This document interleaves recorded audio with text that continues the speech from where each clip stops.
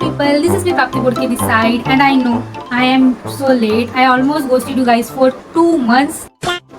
I was just overwhelmed by tech fest, college practicals, the assignment submission of course. As you are English student, you have to write tons of assignments. Okay, so there are some tiny habits that are genuinely helping me to improve my English. So the first one is watching English videos. I suggest you, instead of watching the English web series and movies, you should first try the watching cartoons. Cartoons like Sophia, Mickey Mouse and any other cartoon you like. Reason I'm saying you guys to watch the cartoons instead of web series, songs and movies in English, it is easier to understand the pronunciation, expression and the flow of sentence in cartoon more easily if you are beginner like me. Next tiny habit, focusing more on listening first, because if you stress too much about the grammar structure, the sentence flow, am I using right tense or not, you will not able to start practicing it in your daily life.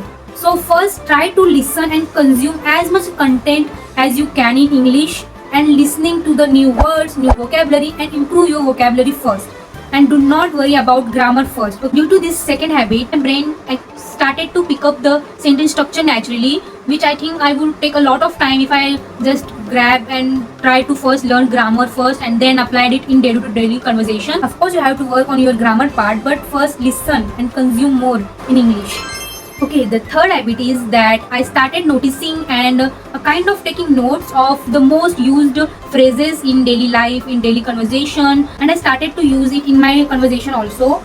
I was many times it used to happen that I used it in the wrong context, but eventually I got to know that okay, this sentence or this phrase is used in specific situation and all.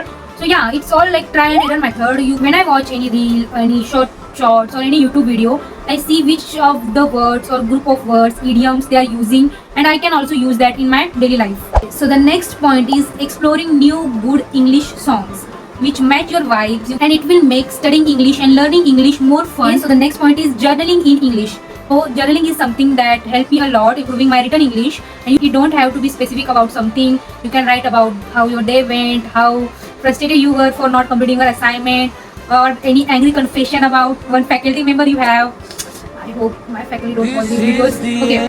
So yeah, I used to write a random stuff like if I'd argue with someone, if I felt sad, or if my day goes really well, I used to write it in English. I'm not consistent for now. Okay, this is my diary and I used to journal in a lot. Journaling is something which will really help you not in expressing your thought more clearly but also in your English. So yeah, give it a try. So the next tiny habit is that start speaking in English.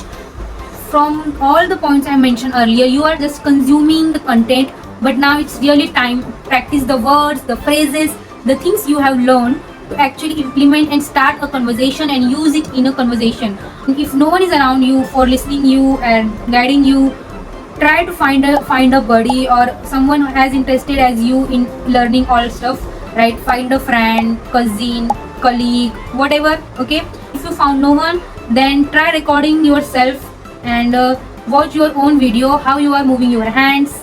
Like, I'm not professional, I'm not good also. Recording yourself and talk about random stuff, how your day went and all.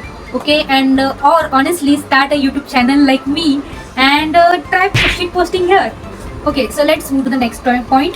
So the next point is, after practicing for a while, whenever you got the chance, try taking a chance, that opportunity to speak up in front of people. Also, start with small. First try to start a conversation in English with your cousins, with your friends, with your family, classroom, then school, then in presentation, in seminars and all, because at the end you have to communicate your ideas and thoughts to the bigger audience. So you have to at some point take a stand and face that stage fear so that you can grab any opportunities.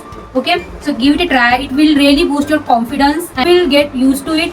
Once you try enough number of times, that stage fear will disappear for sure. Okay, so the next point is that don't be shy and don't be quiet, because opportunities will not come to you if until and unless you won't speak up and you won't have the audacity to ask about it.